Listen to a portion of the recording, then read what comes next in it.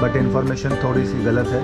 Audition कुछ खास नहीं है, बहुत तगड़ी सिक्योरिटी है यहाँ पर, इसीलिए मैंने अंदर कुछ ब्लॉग नहीं किया। दुकान खुली हुई है, चिटा साहब बैठे हुए हैं। कैसे पहाड़ पे ये झोपड़ी बिठाए हैं। आइए आइए आइए, हम आपका इंतज़ार कर रहे थे। सुबह सबसे पहले आप आती हो घर पे ना। यार पता नहीं हमने लास्ट वीडियो में कौन सा मोड सेलेक्ट कर दिया था, सारी बिल्डिंगें ऐसी दिख रही है, सारा पेड़ टेढ़ा दिख रहा है। और अभी जब अपलोड करके देख रहा हूँ मैं खुद, तो इतना सा दिख रहा है जितना बड़ा कल सुरभि का मुंह हो गया था। सिर्फ 2 काम आपको करना है, करके देख लो। वीडियो का व्यूज इंक्रीज नहीं होगा भाई, आप आगे कमेंट नहीं बोलना कि भाई आपने गलत बताया, ठीक है। सिर्फ ये 2 काम करके देख लो। 2 काम बोल रहा है, यहाँ मैं 10 काम कर चुका हूँ, पता नहीं क्यों व्यूज नहीं आते हैं। लाइफ का पहला पार्सल ऐसा आया है कि जिसकी प्राइस सिर्फ 9 रुपए दिया मैंने।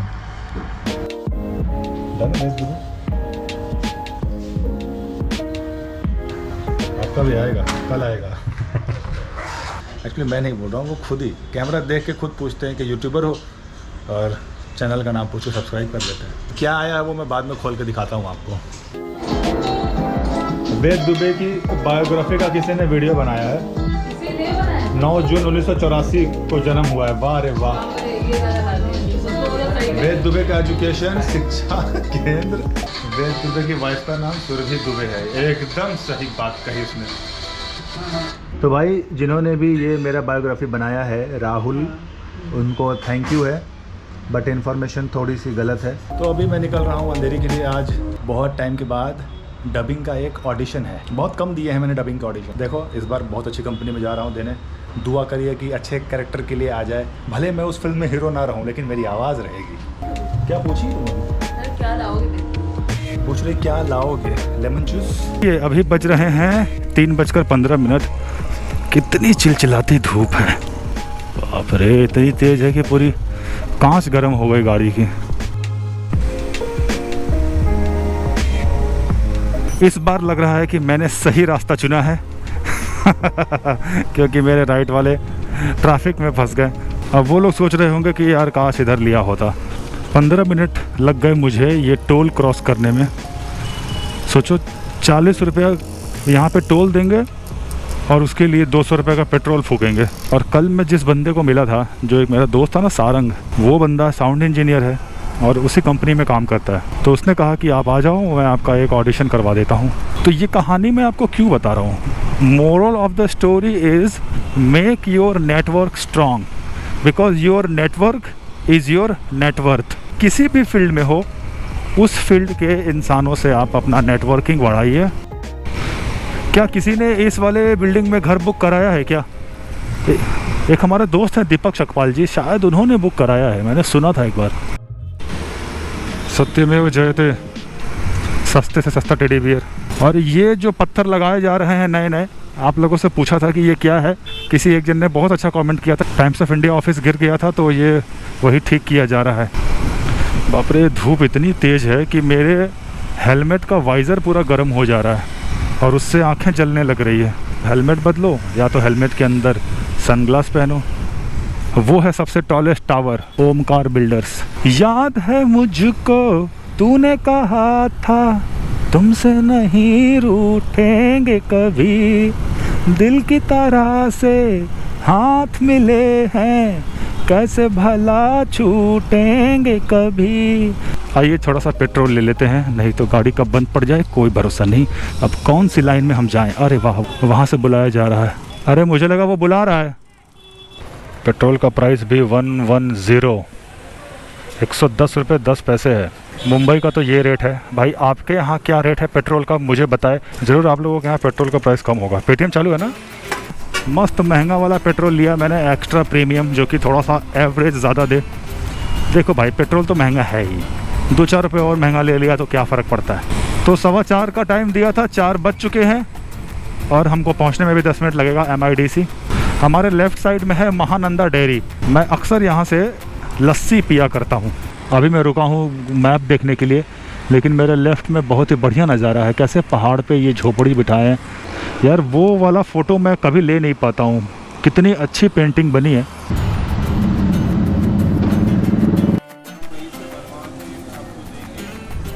ये लोकेलिटी मुझे बहुत अच्छी लगती है, अंधेरी ईस्ट। और ये हम आ चुके हैं MIDC के रास्ते। सामने है आकृति स्टार और यहाँ से हमें लेना है लेफ्ट। एलो जी तो सिग्नल लग गई। और जी सिग्नल लग गई, अच्छी बात है। इतनी देर में मैं अपना फ़ोन निकाल के मैप चेक कर लूँगा।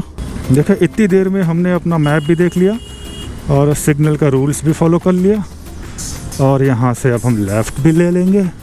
और जी सारी बिल्डिंगें देख लेते हैं एक बार फिर से। कई साल पहले मैं इधर आया था। किस लिए आया था? लुक टेस्ट के लिए आया था। अब आजकल वॉइस टेस्ट के लिए आ रहे हैं। ज़रूरी नहीं है कि आज आप जो काम कर रहे हो वही काम आप 10 साल के बाद भी करोगे। वक्त वक्त पे प्रोफेशन बदलता है लोगों का।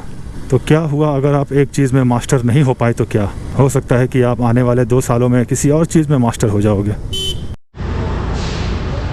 तो अभी ऑडिशन तो हो गया, लेकिन माइक पर पता चलता है कि आपकी आवाज़ कैसी है और आपके प्रोनाउंसिएशन वो कैसा है। बहुत तगड़ी सिक्योरिटी है यहाँ पर, इसीलिए मैंने अंदर कुछ ब्लॉग नहीं किया और करना भी नहीं चाहिए। I lose my breath whenever I see you. चलो थोड़ा घूम के आते हैं। ऑडिशन कुछ खास नहीं गया। नहीं गया खास, क्यों? मतलब 2-3 जगहों पे गलती की, जैसे ज़ ख अपने आप वो पता नहीं कैसे आ रहा था। जब मैं बाद में सुना तो फिर ऐसा लगा कि नुक्ता उख्ता ये गलत है।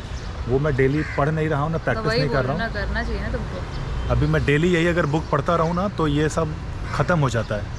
तो ये मुझे वापस से अभी चालू करना पड़ेगा। अब इसको सीरियसली लेंगे हम। और आज खुले में बोल रहा हूँ कि सबसे टॉप क्लास का डबिंग आर्टिस्ट बनूँगा।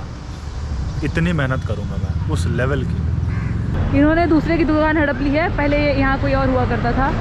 एक ही जगह पे 2 जूस वाले हो गए थे तो इसीलिए कंपटीशन ज़्यादा बढ़ गया था। तो एक ने सरेंडर कर दिया और ये भाई ने अपना शिफ्ट कर लिया इसमें। अब चलते हैं चड्डा जी का दुकान, देखते हैं खुला कि नहीं। तुम्हें क्या लगता है खुला होगा? खुला होगा तो मैं तो चाप खाऊंगा। नहीं, दुकान खुली हुई है, चड्डा साहब बैठे हुए हैं।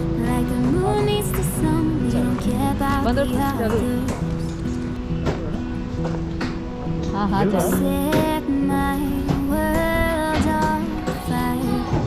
अधूरा रह गया था। मलाई अफ़गानी तंदूरी मसाला बंजारा ईरानी अचारी पुदीना। अफ़गानी का मुझे हल्का फुल्का जायका मालूम है, बंजारे का नहीं पता था। तो पहले हम ट्राई करेंगे बंजारा से।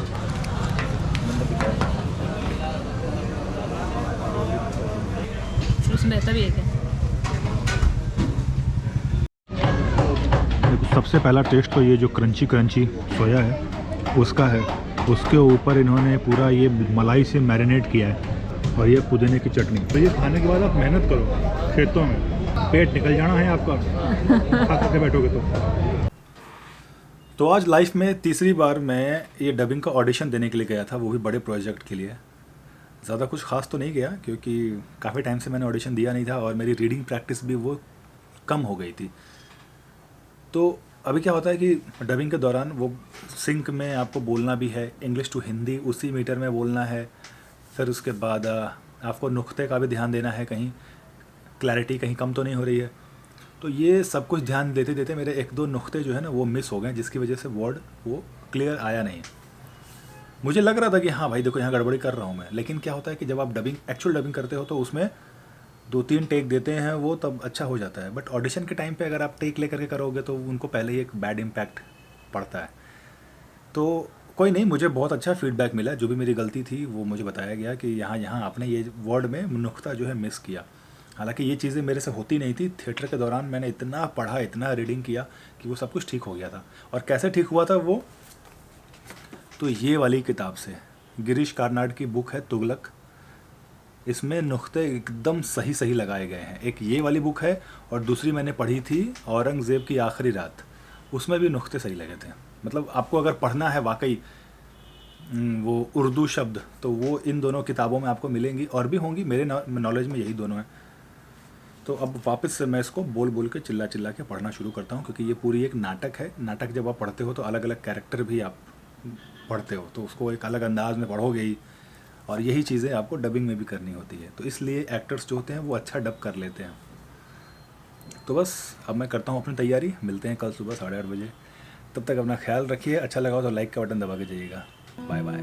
I just wanna love you, just wanna hold you, just wanna be with you till we grow old. Please tell me you'll stay.